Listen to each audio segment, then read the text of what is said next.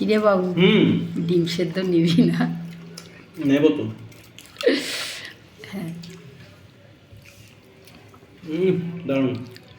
আজকে ছেলে ভাত যতই ভাতে মাখন মাখি, একটু মাখন মানে একটু পাশে একটু না নিলে ভালো লাগে না।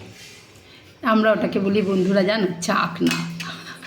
যেমন ডালের সঙ্গে আমরা আলু ভাজা নিই, ওটা ডাল দিয়ে শুধু খাওয়া যায়, কিন্তু একটু আলু ভাজাটা হলে এরকম ভাতগুলো চটকে মেখে এরম নিচ্ছি। জমে যায়। এরম পেঁয়াজ দিয়ে, আলু দিয়ে, আর তোমার এই মাখন দিয়ে ছেলে ভাতটা মেখে নিয়েছে।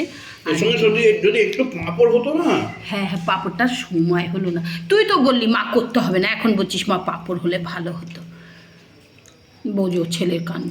আর এই মাখনের বাটি নিয়ে বসেছে বন্ধুরা, জানো তো মাখন খেতে ছেলে আমার খুব পছন্দ কৌটোটা করে। যা আছে সব কেন সে বললে খেয়ে নেবে, তারপর দিন আর গামছা শুকোবে না।